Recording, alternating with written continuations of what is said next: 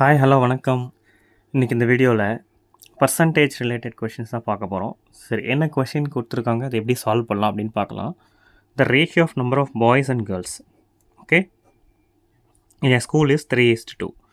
If 20% of the boys and 25% of the girls are holding scholarship, find the percentage of students who hold scholarship and don't hold scholarship. Okay, find the percentage of the students who hold scholarship and don't hold scholarship. Okay, இப்போ ratio of number of boys and girls, ஒரு ஸ்கூலில் boys and கேர்ள்ஸோட ratio வந்து 3:2 அப்படின்னு சொல்லியிருக்காங்க. So இதில் 20% of the boys and 25% of girls are holding scholarship அப்படின்னு சொல்லிட்டாங்க. சரி, இப்போ இதில் எத்தனை பேர் வந்து ஸ்காலர்ஷிப் ஹோல்ட் பண்ணியிருக்காங்க அண்ட் ஸ்காலர்ஷிப் ஹோல்ட் பண்ணாமல் இருக்காங்க மொத்தத்தில்? ஓகே, இங்கே தனித்தனியாக கொடுத்துருக்காங்களா, 20% ஆஃப் பாய்ஸ், 25% ஆஃப் கேர்ள்ஸ் அப்படின்னு கேட்குறாங்க. ஆனால் இங்கே கேட்குறது மொத்தத்தில் கேட்குறாங்க. சரியா? அதுதான் கொஷினை நல்லா அண்டர்ஸ்டாண்ட் பண்ணிக்கோங்க. சரி, இப்போது ஃபஸ்ட்டு நம்ம ஸ்காலர்ஷிப் ஹோல்டர் எவ்வளோன்னு கண்டுபிடிச்சிடலாம். Scholarship holders, so how many persons they hold their scholarship, அதை நம்ம ஃபைண்ட் அவுட் பண்ணலாம். சரி, இப்போது ஃபஸ்ட்டு பாய்ஸ் வந்து 3, கேர்ள்ஸ் வந்து 2 அந்த ரேஷியோவில் இருக்காங்க. அப்போது மொத்த பார்ட் எவ்வளோ? 3 + 2 5. ஸோ அவுட் ஆஃப் 5ல் 3 பார்ட் பாய்ஸா? சரி, அதில் எவ்வளோ பர்சன்டேஜ் பாய்ஸு? 20%. ஓகே, இது தனியாக இருக்கட்டும்.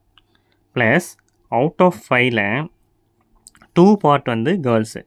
ஸோ அந்த கேர்ள்ஸில் பர்சன்டேஜ் எவ்வளோ? 25%. சரியா?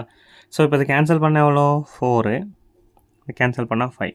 So 3 4s are 12 and 5 2s are 10. அப்போ 12 + 10, 22% of students, those who hold scholarship. Okay, சரி, அப்போது நான் ஸ்காலர்ஷிப் ஹோல்டர்ஸ் எவ்வளோ பேர் இருப்பாங்க? இப்போ அவுட் ஆஃப் 100ல் 22% வந்து ஹோல்ட் பண்ணியிருக்காங்க அப்படின்னா மீதி எவ்வளோ பேர்? 78% of people, those who don't hold scholarship. ஓகேவா? சரி, இப்போ இது எப்படி சார் இந்த மாதிரி வந்து பர்சன்டேஜில் கண்டுபிடிக்கிறது?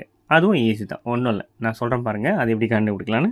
இப்போது நான் ஸ்காலர்ஷிப் ஸ்டூடெண்ட்ஸை வந்து இப்போ பாருங்கள், அவுட் ஆஃப் 5ல் 3 பாய்ஸா?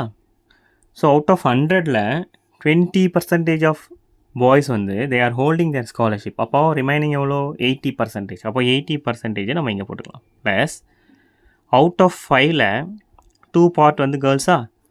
அதில் 25% of girls, those who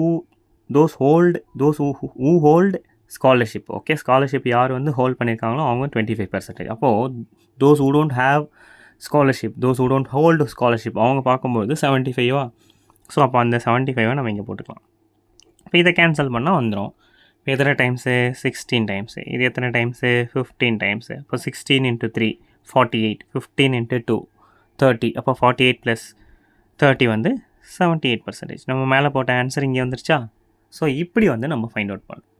okay, so ஒரு சில விஷயங்களை எப்படி ஃபைண்ட் அவுட் பண்ணணும் தெரிஞ்சால் தான் நம்ம மற்ற ஃபைண்ட் அவுட் பண்ண முடியும். ஸோ இதை நான் ஏன் சொன்னேன் அப்படின்னா, டேரெக்டாக நான் ஸ்காலர்ஷிப் எப்படி ஃபைண்ட் அவுட் பண்ணணுன்னு கேட்டாங்கன்னா, இப்போ நம்ம ஸ்காலர்ஷிப் ஃபைண்ட் அவுட் பண்ணிவிட்டு நான் ஸ்காலர்ஷிப் ஃபைண்ட் அவுட் பண்ணணும்னு அவசியம் இல்லை. ஸோ இந்த மெத்தட் தெரிஞ்சுன்னா டேரெக்டாகவே நான் ஸ்காலர்ஷிப் ஹோல்டர்ஸை ஃபைண்ட் அவுட் பண்ணிடலாம். அப்போ அவுட் ஆஃப் 100ல் 22% of people holding scholarship and 78% of people, those who don't have scholarship. Okay, so இந்த மாதிரி கொஷின்ஸை நம்ம இப்படி சால்வ் பண்ணலாம்.